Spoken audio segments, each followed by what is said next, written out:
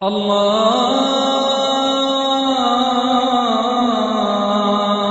আকবার, আল্লাহু আকবার, আল্লাহু আকবার, আল্লাহু আকবার।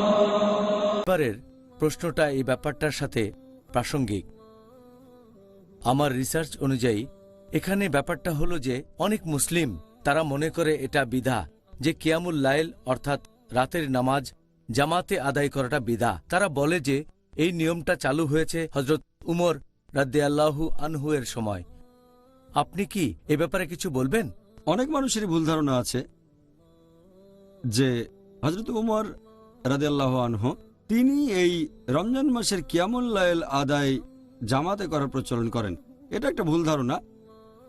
তবে সত্যি বলতে তিনি নবীর সুন্নতকে পুনরুজ্জীবিত করেছেন। এই কথা আগে বলেছি। হাদিসটা আছে সহিহ বুখারীতে খণ্ড নম্বর 3 বুক অব তারাবি হাদিস নম্বর 2012 যে নবী কিয়ামুল লাইল পড়িয়েছেন, লোকজন জামাতে যোগ দিয়েছে, নবী অনুমতি দিয়েছেন। এর পরের রাতে পুরো মসজিদ ভর্তি হয়ে গেল, তৃতীয় রাতে লোকজন ভর্তি হয়ে গেল, চতুর্থ রাতে ইচ্ছে করে আসলেন না। এই হাদিস থেকে আমরা জানতে পারি এটা আমাদের নবী শুরু করেছিলেন, আমাদের নবীর সুন্নত। তবে হযরত আবু বকর রাদিয়াল্লাহু আনহুর সময়ে খুব কম লোক জামাতে নামাজ পড়ত। এমনকি হযরত ওমর রাদিয়াল্লাহু আনহুর খিলাফত শুরুর দিকেও অবস্থাটা এরকমই ছিল। এরকম একটা হাদিস আছে সহিহ বুখারীতে খণ্ড নম্বর 3 বুক অব তারাবি হাদিস নাম্বার 2010। একজন সাহাবা বলেছেন একবার তিনি ওমর রাদিয়াল্লাহু আনহুর সাথে একটা মসজিদে গেলেন। ওমর দেখলেন লোকজন নামাজ পড়ছে একা একা, আর কিছু লোক নামাজ পড়ছে ছোট জামাতে। তখন হযরত ওমর রাদিয়াল্লাহু আনহু সবাইকে একত্রিত করলেন আর বললেন একটা জামাতে নামাজ আদায় করতে। তারপর তিনি উবাই ইবনে কাইব রাদিয়াল্লাহু আনহুকে সেই নামাজের ইমামতি করার দায়িত্ব দিলেন। সবাই তার পেছনে নামাজ পড়ল। কয়েকদিন পরে তিনি আবার মসজিদে এসে দেখলেন যে লোকজন একটা জামাতে নামাজ পড়ছে।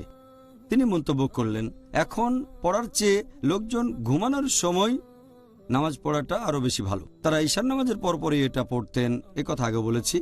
তাহলে রমজান মাসে কিয়ামুল লাইল আদায় করা, লোকে বলে তারাবি, এটা রাতের শেষ তৃতীয়াংশে করা বেশি ভালো। তবে আগে আদায় করলে কোনো সমস্যা নেই। এবার আপনার প্রশ্নে আসি, এটা একটা সুন্দর বিদা। লোকজন এই কথাটা ভুল বোঝে, বলে যে ও বিদা ভালো হতে পারে। ইসলামিক শরিয়া অনুযায়ী বিদা মানে ধর্মে কিছু নতুন সংযোজন। তবে এখানে হযরত ওমর রাদিয়াল্লাহু আনহু ধর্মে নতুন কিছু সংযোজন করেননি। বিদা বা নতুন সংযোজনের মধ্যে কোনো ভালো কিছু নেই। আর এরকম একটা হাদিস আছে সহিহ মুসলিমে খণ্ড নম্বর 1 হাদিস নম্বর 1885 যে ধর্মের মধ্যে নতুন সংযোজন ভুল পথে নিয়ে যায়। এছাড়া আরেকটা হাদিস আছে সব নতুন সংযোজন দোজখের দিকে নিয়ে যায়। তাহলে সব বিদা খারাপ। এই হাদিসের ভিত্তিতে ওমর রাদিয়াল্লাহু আনহু বলেছেন যে এটা সুন্দর বিদা। তাই লোকজন বলে বিদা ভালো হতে পারে, খারাপ হতে পারে। ভালোটা হলো ঠিক আছে। তিনি এখানে বিদা বলতে শাব্দিক অর্থটা বুঝিয়েছেন, এটার ধর্মীয় অর্থ বোঝাননি। কারণ শাব্দিক দিক থেকে বিদা মানে যে জিনিসটা নতুন। সে সময় লোকে জামাতে নামাজ পড়তো না। তিনি তাদেরকে নবী মুহাম্মদ সাল্লাল্লাহু আলাইহি ওয়াসাল্লামের সুন্নত মনে করিয়ে দিলেন। এভাবে তিনি আবার নবীর সুন্নতে ফিরে গেলেন। তবে সেটাকে শাব্দিকভাবে বিদা বলা যায়, কারণ জিনিসটা নতুন। তার মানে এই না যে হযরত ওমর রাদিয়াল্লাহু আনহু ধর্মে নতুন কিছু এনেছেন। তিনি মানুষকে নবীর সুন্নতে ফিরিয়ে নিয়ে গেছেন।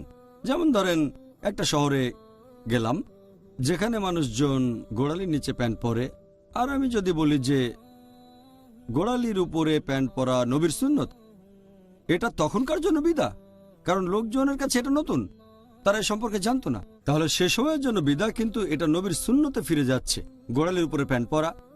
লোকজন উমর রাদিয়াল্লাহু আনহুর এই মন্তব্যটাকে ভুল বোঝে। এটা সেই সময়, স্থান এবং লোকজনের জন্য নতুন ছিল, তবে আসলে নবীর সুন্নতে ফিরে যাচ্ছে। ব্যাপারটা এমন না যে উমর রাদিয়াল্লাহু আনহু এটা নতুন বানিয়েছেন।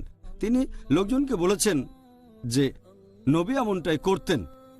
এরকম আরো উদাহরণ আছে। অনেক মুসলিম সাময়িকভাবে তারা বিয়ে করত।